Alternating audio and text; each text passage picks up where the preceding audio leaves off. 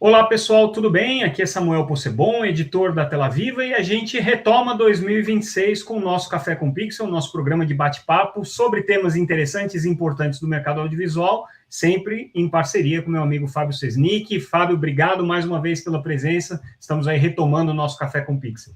Obrigado a você, Samuca, feliz 2026, nesse ano que o escritório completa 30 anos.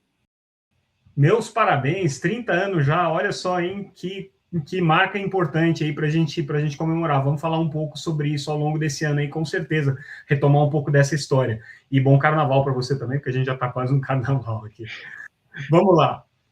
Fábio, hoje a gente vai falar sobre um tema que é super importante para o mercado audiovisual e que tem vários movimentos relevantes que têm que ser destacados aí, de conquistas do Brasil nos últimos, vou dizer assim, 2 anos, principalmente, que é o tema de combate à pirataria do audiovisual. A gente vê um trabalho intensivo que tem acontecido no Ministério da Justiça, na Polícia Federal, na Anatel, a Ancine agora envolvida também com essa questão. Tema tão relevante que apareceu, inclusive, na mensagem presidencial para o Congresso Nacional, que foi encaminhada esse ano, como uma das conquistas do setor audiovisual, do setor de telecomunicações. Foi a primeira vez que o governo falou disso, com orgulho, inclusive, das medidas que estão sendo tomadas. Então, acho que cabe aqui a gente fazer uma análise, contar um pouco esse processo, e eu sei que o seu escritório está atuando nessa frente desde muito tempo. A gente já falou sobre essa questão de pirataria lá atrás, nos primeiros cafés com Pixel que a gente teve, mas agora acho que a gente retoma uma outra perspectiva, e aí, convidando aqui já ao palco, a gente tem a Marjorie Ferrari, que é sócia também aí do escritório. Marjorie, obrigado pela presença, está aqui com a gente para a gente falar sobre esse tema. Obrigada pelo convite, Samuca. Prazer estar com o Fábio também aqui junto. E temos o Igor Valério, da IP House, que já participou conosco desse bate-papo, e agora a gente volta a retomar esse tema. Igor, obrigado também pela presença aqui com a gente. Obrigado, Samuca. É um prazer estar de volta aqui para conversar com você. Então tá, para a gente poder contextualizar os nossos espectadores com relação à atuação de vocês, Igor, peço que você explique um pouco o que é a IP House, para as pessoas entenderem onde é que vocês se inserem, Marjorie também, de que maneira que o escritório CQS-FV tem atuado nessa frente. O trabalho de combate à pirataria em todas as áreas tem um aspecto jurídico e tem um aspecto operacional também, né? O aspecto das investigações e do apoio ao enforcement é muito importante, especialmente quando você fala sobre pirataria digital, por exemplo, que exige um conhecimento técnico mais aprofundado das redes, e a IP House se concentra em todos esses aspectos não jurídicos do combate à pirataria e chega também a ter um escopo mais amplo do que só o combate à pirataria. A gente trata muito também de fraudes em geral, em 3 grandes áreas: pirataria digital, pirataria de marcas, né, que é um trabalho mais voltado para os produtos físicos, né, artigos esportivos, etc., e também a pirataria de fármacos. A IP House tem quase 800 pessoas hoje em todo o mundo, presente em todos os continentes, e a gente se concentra no trabalho não jurídico, no trabalho técnico de investigação e enforcement. É uma empresa brasileira ou uma empresa multinacional? É uma empresa americana com presença em todos os continentes. Então dá para a gente dizer que é quem tem o braço de inteligência e operação por trás dessas estratégias de combate à pirataria, enfim, né, de fazer com que esses direitos sejam respeitados. E vocês, Marjorie, como é que tem sido a atuação do escritório, né, quem vocês representam nesse momento, como é que vocês estão atuando?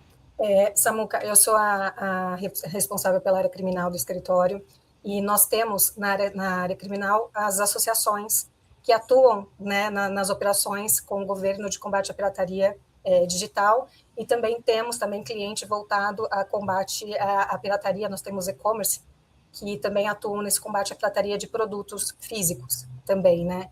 Então, no caso, a atuação, o escritório se dá justamente para fazer a intermediação entre o cliente e as autoridades, tanto a polícia, quanto o Ministério Público, quanto os juízes. Então, a gente presta essa assessoria jurídica desde o início, desde o comecinho da investigação, para apresentar a notícia-crime para as autoridades, para se iniciar a investigação, e da investigação decorre o processo, a ação penal, onde na maioria das vezes, nós nos tornamos assistentes de acusação para poder acompanhar a ação penal até o seu desfecho. Eu coloquei aqui na nossa abertura, né, que os resultados começaram a aparecer, ou pelo menos ficar mais visíveis aí nos últimos 2-3 anos, para ser mais preciso, 2023, eu acho que foi quando a coisa começou a ganhar um pouco mais de visibilidade, mas a gente sabe que é um trabalho muito antigo, principalmente da indústria audiovisual, dos grandes estúdios, das operadoras e programadores de TV por assinatura, quando a gente fala especificamente do audiovisual, né? Quando a gente fala, então, de pirataria de fármacos, pirataria de propriedade intelectual, pirataria de produtos, aí talvez a batalha seja até mais longa, né? Mas, de qualquer maneira, o ponto é que esse trabalho não começou hoje. Ele começou já, vou dizer aí, talvez há uma década ou um pouco mais de movimentação da indústria nesse sentido. E aí, Marjorie, te pediria para contar um pouco como é que foi esse movimento, né? Em que momento que a indústria audiovisual começa a se movimentar e traz para as autoridades esse problema, apresenta esse problema para as autoridades e pede uma resposta. Como é que foi essa movimentação em sua origem? Eu vou até pedir para o Igor para ele realmente me ajudar nessa questão, porque ele realmente foi um dos fundadores aí da Operação 404. Realmente já há muito tempo que os estúdios, as emissoras, os canais se uniram para realmente ter força esse combate à pirataria digital. Eu acho que teve um boom, né, do famoso GatoNet, onde todo mundo começou a comprar, a ser acessível esses pacotes que são extremamente baratos, que dão acesso a milhões de canais, frente ao valor de um produto lícito. E isso realmente começou a ter um prejuízo enorme para os canais, para os estúdios, e aí que houve essa união para se tomar uma atitude, ir atrás do governo para procurar um meio de se combater a pirataria digital, onde as associações se uniram e procuraram o Ministério da Justiça, que abraçou a causa, e onde se iniciou a Operação 404, que é conhecida no Brasil e agora internacionalmente. E foi uma união de esforços, é um exemplo de parceria público-privada, porque as associações, elas possuem uma expertise que o público não tem. Então, isso facilita muito a questão da investigação. As associações, elas iniciam uma investigação por fontes abertas, e isso essa investigação é complementada pela polícia, que tem acesso a outros meios. Então, é um esforço, uma ajuda, uma complementação dos esforços para que se chegue no objetivo da autoria, de quem está passando, de quem está produzindo, de quem está mesmo fazendo a prática do ilícito, né, do conteúdo, da transmissão do conteúdo ilícito. Então, o Ministério da Justiça, ele nos ajuda na coordenação dessa operação. Através do Ministério da Justiça, do Cyberlab, a gente consegue ter acesso a todas as polícias do Brasil. Então, é uma operação coordenada, exatamente com todos os estados, a maioria dos estados brasileiros, para que se marque um dia, um ideal, uma data, que essa ação aconteça simultaneamente em todos os estados. Então, nós temos as deflagrações, que são a busca, a polícia ir realmente até a casa do pirata, e nós temos também a derrubada dos sites piratas. Então, tudo isso acontece numa data marcada, e isso realmente é coordenado pelo Ministério da Justiça através do Cyberlab. O Igor, retomando um pouquinho esse aspecto histórico, algum ponto a acrescentar do que a Marjorie colocou? Eu lembro que a gente já discutiu esse tema, né, em vários eventos, aqui no nosso Café com Pixel mesmo, a gente já tinha trazido essa reflexão, mas, de qualquer maneira, foi um trabalho que começou a ser estruturado lá atrás, né? Quais foram as sementes ali plantadas naquele momento que agora estão germinando? Samuel, eu vou te dar uma resposta e eu depois queria até que o Fábio comentasse um pouquinho. Ele vai fazer a próxima pergunta, ele comenta e já pergunta. Tá? Não como entrevistador, mas como participante, porque assim, essa cultura, assim, depende, né? Qualquer país para se estruturar no combate à pirataria depende de uma vontade política, né? Depende de um entendimento das autoridades de que o combate à pirataria, especialmente na área de cultura, né, na área de produção de conteúdo, é um negócio importante, né? E eu diria que talvez uma das raízes históricas desse setup atual que a gente tem de combate à pirataria hoje, ou de toda essa dedicação de esforços que o governo tem feito na direção do combate à pirataria, acho que uma das raízes históricas desse negócio é inclusive a lei do SEAC. Por que isso? Né? Porque fora do país, aí eu estou falando especialmente nos Estados Unidos e na Europa, né, essa cultura de combate à pirataria, ela existe há muito tempo. Né? Já faz muito tempo que existe uma preocupação com o tema da propriedade intelectual e a pirataria ela já foi identificada, por exemplo, e aí falando especialmente do governo americano, nos Estados Unidos como um dos focos de investimento dos recursos estatais já há muito tempo, né? Desde a época da pirataria puramente física, etc. Né? Aqui no Brasil, até um determinado momento em que o investimento estrangeiro no conteúdo não era organizado, e aí por isso que eu falo um pouco da lei do SEAC, porque me parece que na escalada de investimento estrangeiro em conteúdo, em produção nacional, a lei do SEAC é um marco importante, porque ali começa uma estruturação desse investimento de uma maneira muito mais pesada, muito maior. Né? Essa cultura foi sendo trazida para cá. Até esse momento de uma organização do investimento estrangeiro, a visão do produtor nacional de conteúdo era um pouco uma visão contaminada negativamente, na minha visão, por, o fato de que muito do investimento era um investimento estatal na produção de cultura, né? Então, você não tinha necessariamente aquele ator privado querendo recuperar o investimento da produção para que enxergasse a pirataria como um ofensor do possível retorno do investimento. E você também não tinha você não tinha uma estruturação do tema da propriedade intelectual como sendo um tema que merecesse a importância quando visto à luz da questão da difusão de cultura. Então, era muito comum você ouvir de produtor nacional, por exemplo, ainda mas antes era muito predominante, que assim, a pirataria do filme, para mim, está ótima a pirataria do filme. É bom, né? Tem divulgação. Assistir meu filme, melhor, né? Então, isso tudo vai mudando conforme o investimento estrangeiro vai se organizando e também começa a mudar com mais força quando você começa a ter produtores nacionais com um calibre um pouco maior, né? E eu vejo essa raiz histórica da lei do SEAC como uma raiz importante. E daí, só para concluir antes de o Fábio comentar, a gente teve, ao longo desses últimos 30 anos aí, né, uma mudança muito radical vamos dizer, na estruturação dos negócios de produção audiovisual e de distribuição audiovisual no Brasil. Depois da lei do SEAC, você começa a ter, por exemplo, associações dedicadas ao combate à pirataria de TV a cabo, nesse caso, né, que é o key sharing, né, porque a TV a cabo, então, passa a ser distribuída por uma chave criptográfica e os piratas, então, começam a vender cartão que descriptografa o sinal. Quando você entra no mundo digital, isso passa a ser uma venda das chaves por meios digitais, por servidores online que servem automaticamente a chave criptográfica para a sua caixinha pirata.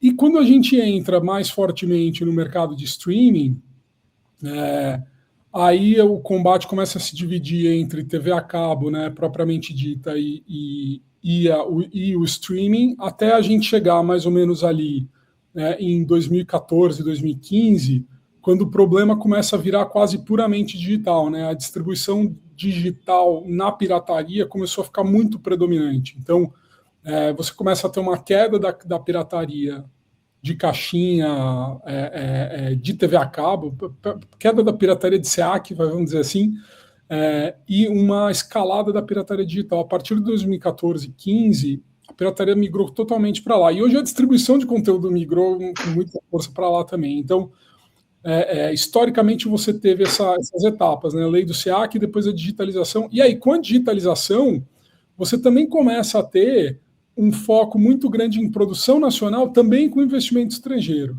Então você já tinha, depois da lei do SEAC, depois você começa a ter muita produção nacional, porque a Netflix, por exemplo, quer fazer série brasileira, né? Quando você também começa a aumentar esse investimento em produção autoral dos streamings, né? Você também tem um aumento desse enfoque. Eu acho que tudo isso leva o produtor nacional, o ator nacional, a autoridade nacional a entender que esse combate à pirataria é um combate à pirataria fundamental para desenvolver o negócio do conteúdo aqui no Brasil. E eu vejo a Operação 404 mais ou menos como um ponto culminante aí dessa escalada que já vem acontecendo há umas boas décadas. É interessante isso que você destaca, né? Quer dizer, você tem um componente legal, o surgimento de um marco, aliás, né, bem lembrado, esse ano comemoramos 15 anos da lei do SEAC, é uma efeméride que eu vou discutir depois em outros programas aqui com o Fábio, e você tem um componente de mercado, né? O mercado de audiovisual mudou muito com o streaming, mudou muito com as transformações da própria TV por assinatura e com a difusão das plataformas aí, redes sociais e tudo mais, para distribuição de conteúdos. Fábio, o que você se lembra desse começo do combate à pirataria? Você que também é uma enciclopédia viva aí, e já encaminhando aqui a nossa próxima pergunta. Claro. Não, muito, muito rápido. Na verdade, assim, o mercado audiovisual brasileiro, na medida em que ele avança, eu acho que a gente foi vendo esse reflexo na pirataria, né? Então, primeiro na pirataria física, eu me lembro quando saíram os filmes do Tropa de Elite, né? Super comentados e tal, porque era DVD do Tropa de Elite para todo lado, chegaram inclusive a mudar o nome do filme, era BOP 1, BOP 2, e vendiam aquilo nas ruas à torto à direita. Então você vê, na hora que a importância do conteúdo nacional aumenta, você tem mais pirataria, mais distribuição desse conteúdo e mais interesse do pirata por ele, né? E mais recentemente, acho que assim, com esse interesse das plataformas estrangeiras, mas também da produção brasileira se desenvolvendo para produzir mais conteúdos que estão ganhando relevância, né? A gente tem aí agora os últimos 2 Golden Globes e Oscars, né, com indicações brasileiras. Então, sem dúvida nenhuma que isso afeta mais o Brasil, e eu acho que isso aí também passa a colocar na agenda das autoridades essa importância da pirataria, né? O que eu adoraria ouvir do Igor, na verdade, é um pouco assim, né? Para mim, que não atuo diretamente na pirataria, mas atuo mais nos contratos e negócios da área do audiovisual, a percepção, e que é muito, principalmente quando a pirataria migra para o digital, é esse sentimento da brincadeira lá do whack-a-mole, né? Assim, você de repente vai e aquele jogo que você fica batendo nas cabeças, assim, você levanta, outra levanta, você baixa uma, outra levanta, então assim, vão se fechando, né? A 404 acho que teve uma importância grande por remover muito site pirata, mas assim, eu não sei se você ou a Marjorie tem um pouco dos indicadores de resultado desse esforço, ou seja, a partir do momento que se faz esse esforço, como é que isso reflete no mercado, né? Enfim, a gente vê claramente em algumas indústrias que até a mudança tecnológica favorece isso. O caso da música, por exemplo, é emblemático quando vai para as plataformas de streaming de música e deixa de existir o CD pirata, né? Mas não sei no digital para o audiovisual especificamente como é esse impacto e essa melhora nessas operações. Vocês devem ter esse dado melhor do que eu. Eu diria o seguinte, não existe um dado oficial, nenhum dado, vamos dizer assim, consensado entre os titulares de direito que participam dessa Operação 404, da grande Operação 404. Né? Já está na 8ª edição, é isso? Está na 8ª edição. O que existe são, pelo nosso... No trabalho do dia a dia, né, como a gente atende vários clientes individuais, o que existe é de cada um desses clientes uma métrica clara de que a pirataria digital caiu no Brasil, né? Especialmente a Operação 404 foi um dos marcos. O outro marco foi o início do trabalho da Anatel com os bloqueios de caixinha pirata no Brasil, né? Algumas produtoras internacionais, por exemplo, reportam inclusive uma queda da ordem de 30%, né, do que eles medem no dia a dia aí de pirataria no Brasil. Tá? Então tem um impacto muito claro, muito, muito sensível para elas dentro das métricas que elas vinham utilizando. Né? O Igor, só um aspecto importante sobre isso que você comentou, que eu acho que vale a pena a gente até destacar, né? Agora, recentemente, com uma operação que, inclusive, transcendeu o Brasil e acabou indo para a Argentina, teve uma coordenação no Brasil, depois vocês podem até falar um pouco sobre isso. Com essa questão da movimentação na Argentina, a gente viu um reflexo muito grande, inclusive nas vendas dos serviços legais aqui no Brasil, né? Acho que a Claro teve o seu primeiro mês de resultado positivo de venda de OTT versus perda do SEAC, né? Que é um movimento já de mercado, mas que tem a ver com essa questão da pirataria também, justamente em função aí desse trabalho internacional dos bloqueios que foram realizados na Argentina.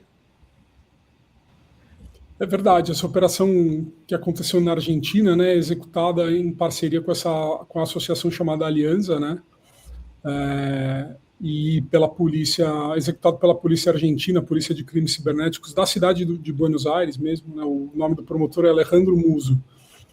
Foi uma operação muito emblemática, que inclusive descobriu que por trás dessa operação de venda de caixinha, né, porque a caixinha é comprada no mercado pirata, mas ela vem associada a uma série de serviços digitais que existem independentemente da caixinha, mas que servem a caixinha, né? Mas descobriu-se por trás dessa organização que vendia esses serviços, né? BTV, por exemplo, era uma das grandes caixinhas servidas por esse serviço organizado na Argentina, que essa operação, na verdade, era uma operação financiada pelo capital chinês, né? Então, quando a gente vê as imagens da operação, né, são escritórios como os escritórios que você encontra aqui na Avenida Faria Lima, né? Centenas de pessoas, departamento de marketing, RH, é um negócio muito impressionante mesmo, é um crime organizado mesmo, né? Tem muito dinheiro envolvido, e a operação era tão bem executada e era tão grande, a penetração era tão grande que chegou a causar um impacto importante nas vendas, né, das operações legítimas de conteúdo aqui no Brasil. Então, o produto pirata digital, Samuel, é engraçado, o Fábio estava comentando a questão da música. O produto pirata digital, ele é pior do que o produto pirata físico, né, sob o seguinte aspecto: ele é um substituto perfeito do original. Quando você compra um tênis Nike pirata, o tênis Nike pirata não é tão bom quanto o tênis Nike original, né? Ele não é tão bem acabado. Há casos de pirataria de alta qualidade, mas são raros. No dia a dia, o tênis falsificado é um tênis mais de baixa qualidade, né?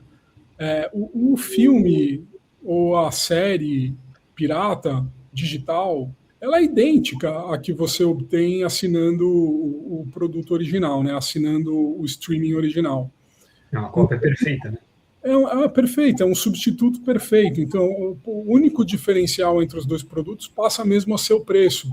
E o preço, é impossível você competir com o preço do pirata, porque ele não tem nenhum custo de desenvolvimento do produto.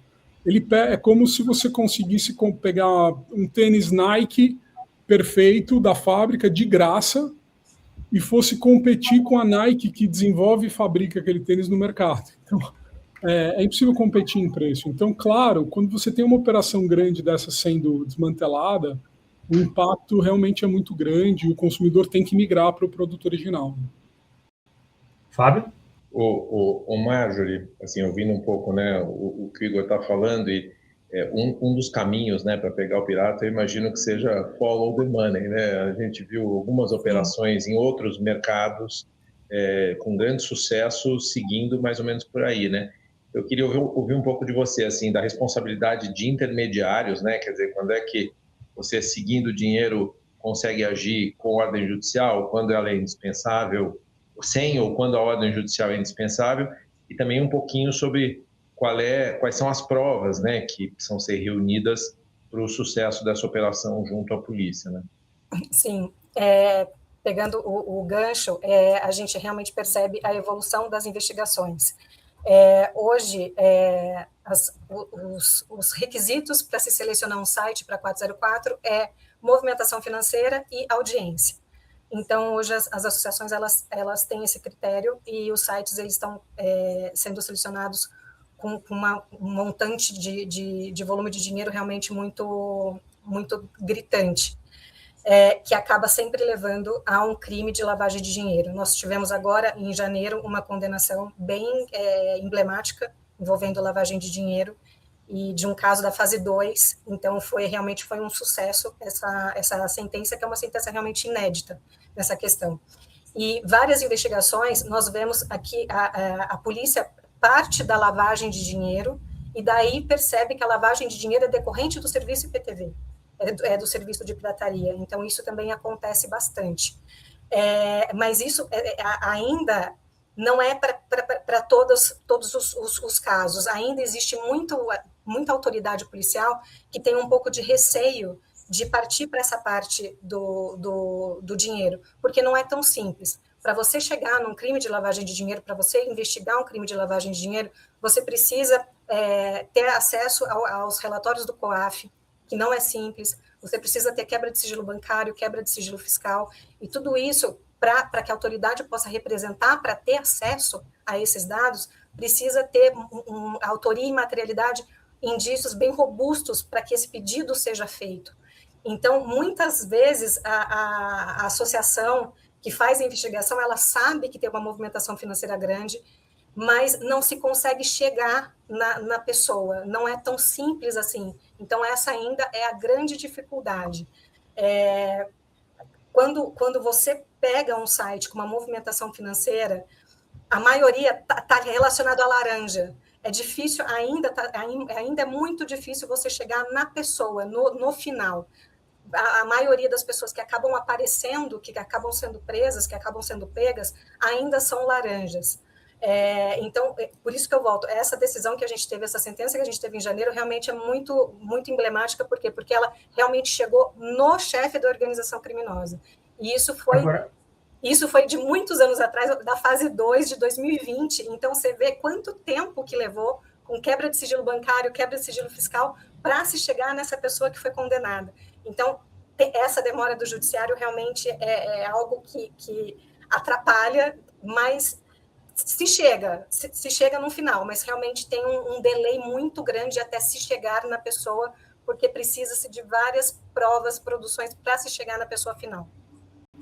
Então, interessante que você mencionou isso, Marjorie, porque assim, essa era o padrão, né, de combate quando você só tinha a ação via 404, né, por essas grandes operações da polícia em relação ao combate à pirataria. O que eu acho que a gente precisa destacar é que de alguns anos para cá, né, o setor passou a combater a pirataria também através da estratégia de tornar insuportável a vida do usuário do conteúdo pirata. Que Exato. Foram as estratégias envolvendo a Anatel bloqueando os endereços Exato. IP das caixinhas, agora mais recentemente a Ancine também entrando em campo com a orientação à Anatel para que sejam bloqueados os IPs dos aplicativos e dos sites, que foi uma grande mudança. Houve um ato de coragem jurídica da Anatel de fazer isso, porque tinha muito questionamento com relação à questão do marco civil da internet, de quais eram os limites do que você poderia ou não poderia bloquear, as operadoras sempre muito cautelosas, né, de estarem em compliance com a legislação.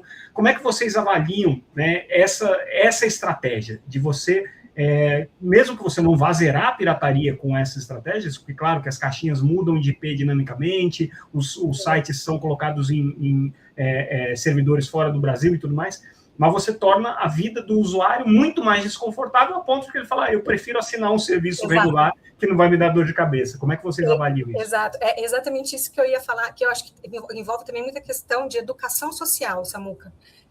As pessoas, pegando a questão da pirataria de produto, por exemplo, que o Igor estava falando, você pega um tênis, a pessoa às vezes ela fica com um pouco de medo de comprar um tênis falsificado, porque vai dar problema no meu joelho, no meu pé, um perfume falsificado vai me dar alergia. Então, a pessoa ela acaba tendo um receio com o produto físico, porque prejudica a bebida, a questão da bebida, que a gente teve muito grande o ano passado. Agora, o digital não atinge a pessoa, então a pessoa não vê esse problema e ela se acha esperta por estar pagando R$ 25 num combo que vai dar acesso a milhões de canais. Então, eu acho que a educação social, as pessoas têm que ter noção do que tem por trás de assinar uma caixinha de TV, do que vem por trás. E eu acho que a 404 ela está mostrando isso, o quão prejudicial o quão perigoso porque um site pirata, ele não é simplesmente um site pirata, ele captura seus dados, ele pode invadir o seu sistema. Então, tem muita coisa por trás de um simples acesso a um site para assistir um jogo de futebol. E agora, nós tivemos que as investigações viraram ação penal, que estão tendo sentença.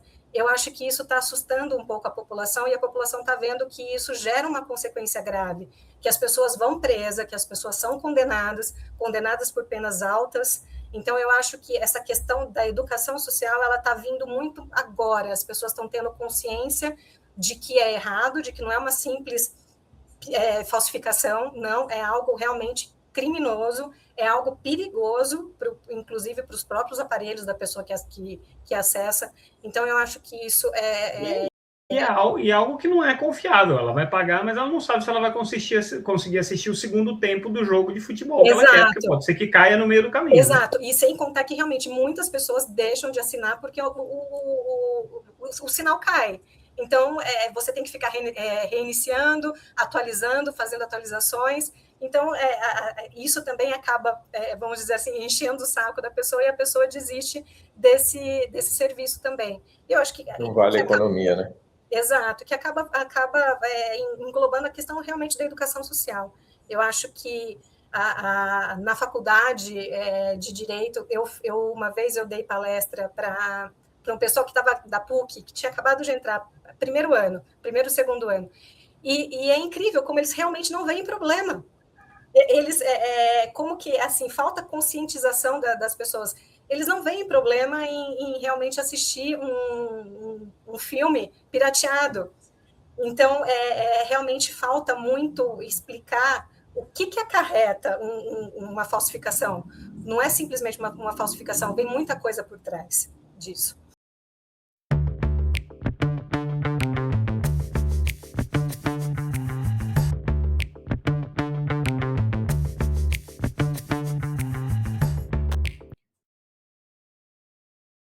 Igor, como é que você avalia essa experiência brasileira, comentando um pouco em cima do que a Marjorie falou, em relação ao que está sendo feito em outros países, até que ponto a gente consegue ser referência, como que está esse diálogo entre as estratégias aí em diferentes mercados, enfim. O Brasil, essa estratégia da Anatel é uma estratégia referência mesmo, e que a gente ainda não viu replicada em lugar nenhum do mundo, né? É uma estratégia que vence diversas barreiras administrativas, né?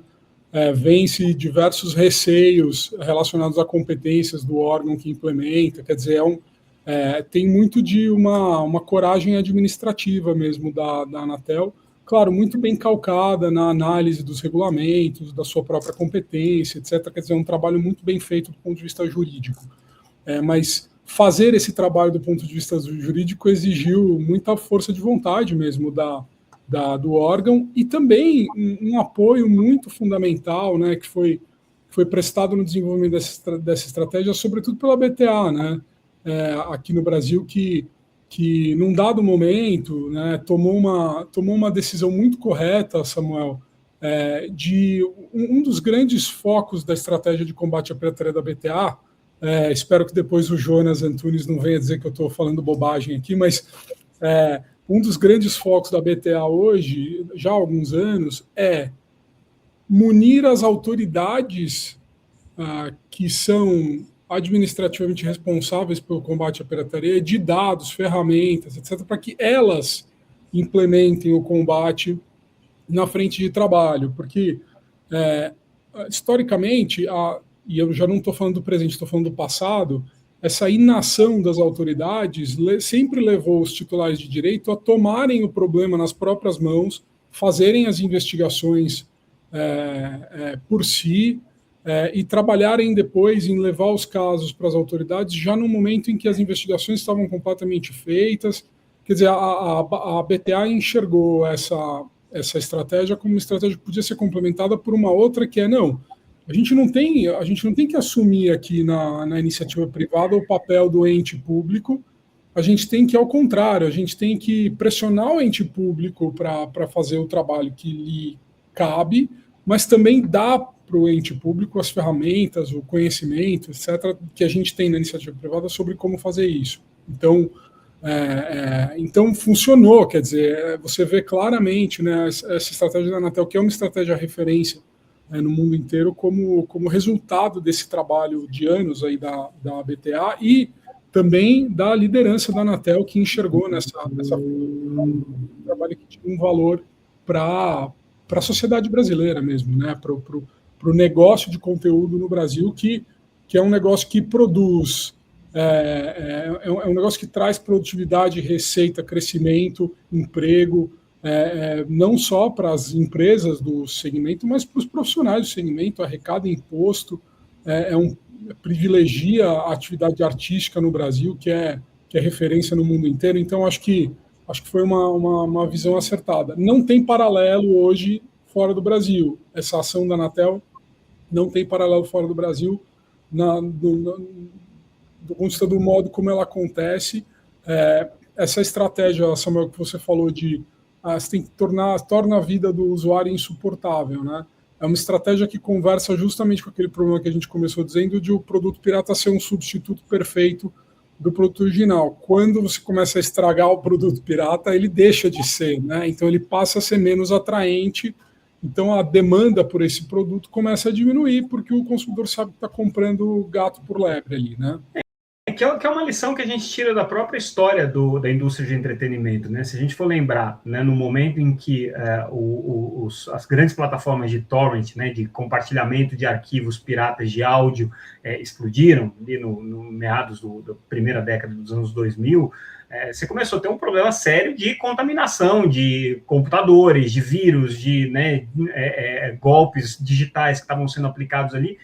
Ficou um negócio tão ruim para o usuário que aquilo abriu as portas para o florescimento do streaming de áudio pago, com modelos, né, absolutamente sustentáveis, ou, né, pelo menos assim, estáveis, né, que deram margem e origem aí a plataformas como Spotify, como, enfim, Deezer, Apple, né, todas as plataformas que hoje você tem o acesso a todo o conteúdo de áudio, né? Então, acho que a lição é mais ou menos a mesma, né? Fábio, você quer fazer um comentário técnico aqui? Não, eu tenho uma pergunta mesmo, assim, porque nos últimos 3 anos só se fala em inteligência artificial, né? Eu queria saber se pirataria, né, já está fazendo alguma coisa com IA, automação, quer dizer, estão gerando espelho, tem melhores bots de distribuição, e se já tem alguma resposta de enforcement para essa ação de AI, caso a resposta seja positiva. A gente tem visto, Fábio, que é difícil explicar para quem não está dentro do problema. Às vezes a gente acha que a pirataria é um negócio artesanal do outro lado, né? Que o sujeito vai lá, cria um site e na verdade, assim, as grandes operações de combate à pirataria, elas são muito automatizadas já, né? E a IA entra muito aí nisso, né? Então, você tira um site do ar, você tira um pirata.com do ar, por exemplo, quando você vai ver, ele tem mais ou menos 1000 outros domínios registrados e 1000 outros sites prontos para entrarem e substituírem o pirata.com. Isso tudo é gerenciado automaticamente, com ferramentas de inteligência artificial, etc. Então, né, o operador pirata usa IA e tem usado IA para manter essa resiliência do serviço. Quando você fala em bloqueio da Anatel, por exemplo, né, os sites de streaming de conteúdo ao vivo, eles constroem resiliência também com inteligência artificial, né? Ele programa o bot para saber quando o IP foi bloqueado, se o IP foi bloqueado, se tem que trocar de IP, não tem que trocar de IP, ele tem ali uma reserva de 2, 3 IP sempre com conteúdo pirata disponível. Então, a IA está presente no mundo de pirataria. Tem um outro aspecto da pirataria relacionada à IA que tem sido discutido muito, que é mas que daí já é numa outra escala, né? Já é um outro problema, não é o mesmo problema, que é o problema da utilização de conteúdos protegidos por direito autoral para treinar plataformas de IA que vão, então, produzir esses conteúdos com base no treinamento feito a partir de conteúdos protegidos, né? Essa já é uma outra frente que não tem a ver com essa nossa pirataria de escala industrial aqui ainda, mas que é uma frente de discussão mais jurídica, tecnológica mesmo, que tem sido feita ultimamente. E agora, para a gente fechar, eu queria que vocês avaliassem, assim, do ponto de vista dos desafios e entraves jurídicos que a gente tem, do ponto de vista dos desafios técnicos e operacionais que a gente tem, o que ainda precisa melhorar, o que a indústria pode fazer e os reguladores podem fazer para tornar mais efetivo esse combate à pirataria? Vocês veem ainda coisas que poderiam ser azeitadas para que esse processo ficasse mais fluido e mais eficiente? Marjorie, queria te ouvir também. Bom, Samuca, assim, das associações, eu acho que existe uma preocupação, cada associação ela tem os peritos que fazem a investigação, e eu vejo que cada vez mais eles estão se especializando nessa questão de combate à pirataria, mas eu falo também muito frente à questão do judiciário, que mais do que as próprias, mais que o setor privado, o judiciário precisa muito mais se especializar com relação a essa questão, porque a perícia é feita por eles, a perícia para se constatar a materialidade desse crime é feita pelo judiciário, e a gente vê muito instituto de criminalística que não tem expertise, não tem pessoas capacitadas ainda para fazer esse tipo de análise. Então, a gente vê que a 404 ela realmente é um sucesso por causa dessa parceria, mas ainda tem coisa que a gente depende do judiciário e a gente acaba atravancando porque o judiciário ainda está muito atrás nessa questão de crimes digitais. Então, o Brasil não tem nenhuma vara especializada em combate à pirataria. Tem combate a crimes cibernéticos, né? Se não me engano. Mas combate a crimes cibernéticos, não em todos os estados. A gente pega São Paulo, pega Minas Gerais, Paraná. O resto não tem área especializada em crimes cibernéticos, mas assim a gente pega muito juiz, muito promotor, muito delegado que não sabe lidar com esse tipo de crime ainda. Então, que eles acabam nomeando os próprios peritos das associações, como o perito ad hoc, para poder fazer essa perícia, porque eles não têm nem conhecimento de como fazer a extração do conteúdo quando o material é apreendido. Então, assim, judicialmente falando, dessa parte de tecnologia de avanço, eu acho que o judiciário ainda tem muito que avançar para acompanhar esse crescimento dos crimes digitais que acaba englobando essa pirataria digital. Inclusive federalizar, né, o crime, porque assim, é difícil você levar isso para uma justiça local, para um foro local, quando o impacto disso é evidentemente nacional, né? Então, assim, talvez fosse muito mais fácil você centralizar isso numa justiça federal, como por exemplo, telecomunicações, né? Você tentar colocar isso num âmbito mais nacional, né? Não sei, pode ser que eu esteja falando besteira. Tá? Não, é que realmente essa questão de competência, ela é discutida. Nós trabalhamos com a civil, nós trabalhamos na esfera estadual, e nós entendemos que o que se atinge no crime de violação de direito autoral é um bem particular. Então, para nós, a atuação é realmente da esfera estadual. Né? Então, mas nós temos, a partir do momento que judicializa a investigação, que vira uma ação penal, a gente tem várias questões de briga de competência, se é federal, se não é federal, entendimentos de que pelo fato de ser usado pela internet já é federal, transnacionalidade. Então, isso realmente não existe nada pacífico nessa questão do crime de violação. Nós temos tanto casos na federal quanto na estadual.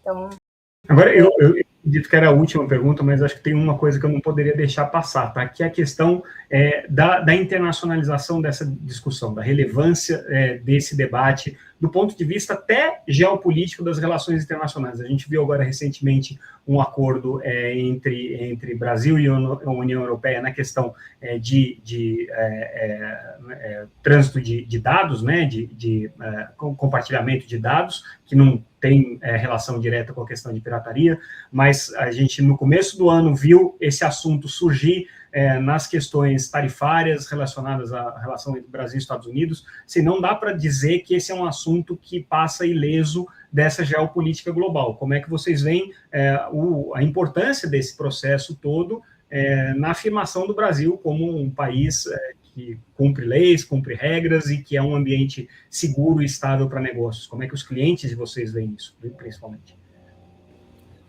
Eu vou fazer eu queria fazer só um comentário, Samuel, em relação à pergunta anterior, e eu vou ser muito direto ao ponto. Eu acho que a evolução do tema no Brasil levou a gente a uma situação em que é importante a gente começar a discutir, por mais que discutir legislação no Brasil seja um negócio, às vezes, até utópico, porque você conseguir passar uma lei no Brasil sobre qualquer aspecto que não seja um escândalo público é um negócio muito difícil. Mas assim, eu acho que a evolução do tema no Brasil nos levou a um ponto em que seria importante começar a discutir uma diferenciação do papel do sujeito que organiza uma operação de pirataria do sujeito que distribui simplesmente, ou é um revendedor pequeno de meia dúzia de assinaturas no interior de um estado brasileiro. Porque esses casos que a Marjorie comentou, por exemplo, que são casos muito bem-sucedidos, que chegaram à cabeça da organização, se você chega à cabeça da organização e não tem um crime de lavagem de dinheiro muito claro, ou não tem uma associação criminosa, uma organização criminosa muito, muito claramente definida, etc., você não consegue punir esse sujeito de uma maneira diferente daquele pequenininho revendedor que ganha R$1.000 por mês revendendo a assinatura desse grandão que criou essa assinatura, né? Então, eu acho que a gente podia começar a discutir, para, de repente, passar daqui 20 anos, ironicamente falando, né, alguma norma que consiga diferenciar e consiga punir as cabeças das organizações de uma maneira muito mais contundente do que a gente consegue hoje. Por pirataria, porque organizar a operação de pirataria é muito mais grave do que ser um revendedor tentando trazer uma equiparação para o mundo físico, é mais ou menos o sujeito que é dono de uma fábrica de DVD pirata daquela época contra o camelô que está vendendo. É como punir o camelô e o dono da fábrica da mesma maneira. O que a gente está fazendo hoje no ambiente digital é isso. Ou seja, uma melhor tipificação, vamos dizer, disso, né? Exatamente, uma melhor tipificação desse crime de organizar uma operação de pirataria de grande escala, né? A segunda questão que você fez, a questão do aspecto internacional, é um vespeiro, viu, Samuel? Porque, e aí eu vou usar a questão da inteligência artificial para dar um exemplo, né? A proteção das obras contra o treinamento dos robôs, tá? Ela já é, por exemplo, uma questão que, do ponto de vista geopolítico, não encontra consenso, né? Por exemplo, você tem uma nação como o Japão, por exemplo, que é uma nação construída muito mais com base na tecnologia do que na criação de conteúdo, dando preferência para o robô de inteligência artificial e dizendo que o treinamento de IA com obra protegida por direito autoral não é nenhum tipo de violação. E você tem nações que são construídas, por exemplo, com uma importância muito maior dada à criação de conteúdo, como o caso da França, por exemplo, como é o caso do próprio Brasil, tendo um posicionamento governamental de que o treinamento de inteligência artificial com obra protegida não é permitido sem algum tipo de remuneração. Então, ilustrando para dizer, do ponto de vista, usando esse exemplo para ilustrar um problema que quando você entra numa seara geopolítica, você tem cada país tentando defender aquilo que lhe parece mais importante do ponto de vista econômico internamente, né? E aí, nessa comparação entre setores dentro de cada país, acontece de ter um maior cuidado com o tema da pirataria ou um cuidado menor com o tema da pirataria, como foi historicamente a China, por exemplo, que precisava desenvolver capacidade produtiva internamente e que passava por cima das leis de propriedade intelectual para viabilizar essa produção sem nenhum tipo sem nenhum tipo de peso na consciência, né, para desenvolver a economia interna. Então, é difícil, não é um assunto que encontra consenso muito fácil. Pelo menos a gente fica bem com os criadores de conteúdo.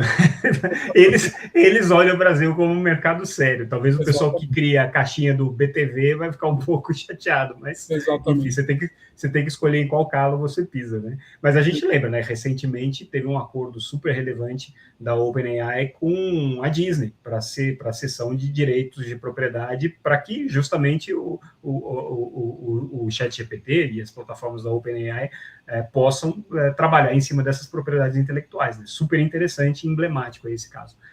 Bom, gente, eu acho que é isso. Fábio, deixei passar alguma coisa aqui, você que é o nosso expert. Não, acho que a gente cobriu super bem, foi ótimo ter o Igor e a Marjorie aqui com a gente. Maravilha. Então, estouramos aqui só em 20 minutos o nosso programa, tá certo, não tem problema. É que o tema é muito interessante. Pois é. Mas, gente, Igor e Marjorie, agradeço imensamente aí a disposição de vocês de compartilharem um pouco dessa trajetória, dessa história. A gente sabe que esse é um assunto também que, às vezes, não é muito comum a gente discutir abertamente, até porque, né, existem uma série de questões aí de segurança, de estratégias, né, que precisam ser preservadas, mas não dá para a gente deixar de registrar, né, os avanços que têm sido aí, conquistados pelo Brasil, especialmente, e com certeza vocês são parte aí desse processo. Então, agradeço a disposição de vocês. E, Fábio, mais uma vez, concluímos um Café com Pixel e em breve a gente volta com outro episódio com mais um tema relevante para vocês. É isso, pessoal. Obrigado e até mais. Tchau, tchau. Tchau, tchau.